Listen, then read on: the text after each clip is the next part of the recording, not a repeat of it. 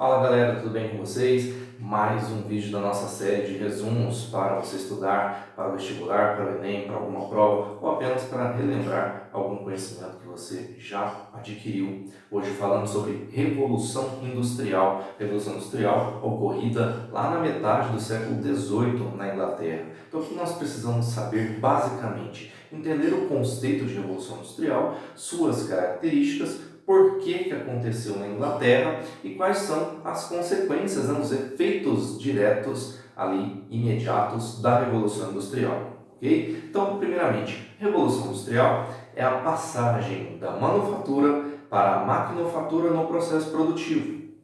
O ser humano, ao longo de sua história, teve várias formas de transformar a matéria-prima em bens úteis, para ele, para a sociedade. Então, primeiro você teve lá o artesanato, depois nós tivemos também a manufatura, as oficinas de manufatura, e a Revolução Industrial trata exatamente do momento em que começamos a usar máquinas no processo produtivo. Máquinas mecânicas, mais para frente máquinas automáticas, usando combustíveis para que essas máquinas funcionassem com humanos as operando, ou não, de repente apenas aperta-se um botão e a máquina começa a funcionar.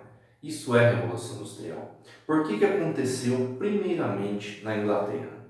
São várias as razões, nós vamos resumir algumas aqui. A acumulação primitiva do capital, vinda aí dos tempos do mercantilismo praticado pela Inglaterra, tá? Eles conseguiram muito dinheiro por meio de pirataria, também por meio do tráfico de escravos.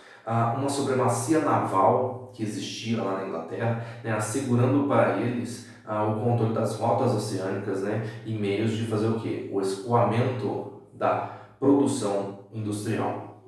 A Inglaterra também tinha abundantes jazidas de ferro e carvão mineral, que são elementos fundamentais na industrialização.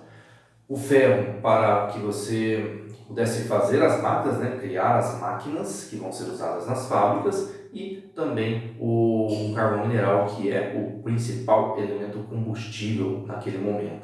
Você tem aí a ascensão da burguesia, além de ter poder econômico, na Inglaterra a burguesia também adquire aí um certo poder político. Você tem muita mão de obra, vinda aí, especialmente por causa dos cercamentos. Então você teve um grande êxodo rural na Inglaterra desde do século XVII, e aos poucos esse pessoal vai abandonando a vida no campo, as dificuldades, a miséria da vida no campo, para tentar algo novo nas cidades da Inglaterra. E também, depois que a Revolução Industrial acontece, mais e mais pessoas optam por ir para a cidade, tentar uma vida diferente, tentar uma vida melhor. Bem, poderia dizer outras coisas aqui, mas é apenas uma revisão, ok? Como que você caracteriza a Revolução Industrial na Inglaterra? Primeiro, a industrialização lá, esse processo de passagem da manufatura para a maquinofatura acontece especialmente na indústria têxtil, tá? A indústria do algodão. Então, o algodão é uma matéria-prima que vai ser transformada num outro produto, no caso o tecido, os mais variados tipos de roupas e mais variados usos que o tecido tem.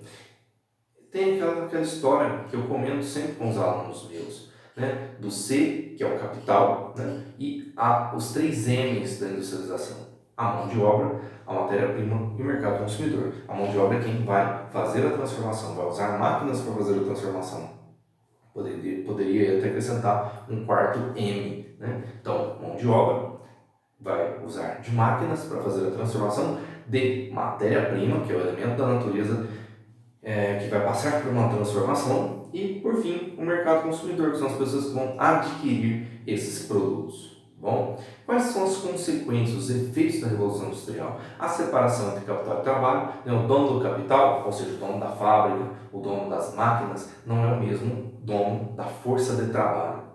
O trabalhador é aquele que vende, o operário ali da fábrica é aquele que vende a sua força de trabalho em troca de um salário. O salário pode ser pago em horas, por semana, ou por quinzena, ou por mês, tá bom? Forma-se então uma classe operária, que é essa classe dos que não têm os meios de produção, mas eles vendem a sua força de trabalho por um pagamento. Nascem várias novas cidades industriais, né? Não tem como você desligar a ideia de urbanização da ideia de industrialização, tá bom? Você tem aí, naquele momento, os trabalhadores vivendo muitas dificuldades, né? Não existia legislação trabalhista, então eles viviam pessimamente, né? Com péssimas condições de trabalho, mas com tudo isso surgiram movimentos para defender os interesses dessa classe operária, né?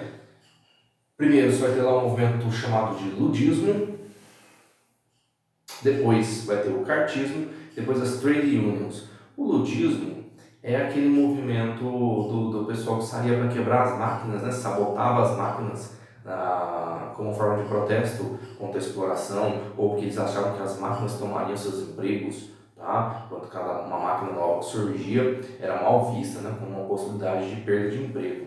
Você tem o cartismo, que é várias reivindicações dos trabalhadores organizadas numa carta, e essa carta foi divulgada, amplamente divulgada, e as trade unions, que seria algo como o modelo dos sindicatos atuais, né? Associações para defender os interesses dos trabalhadores.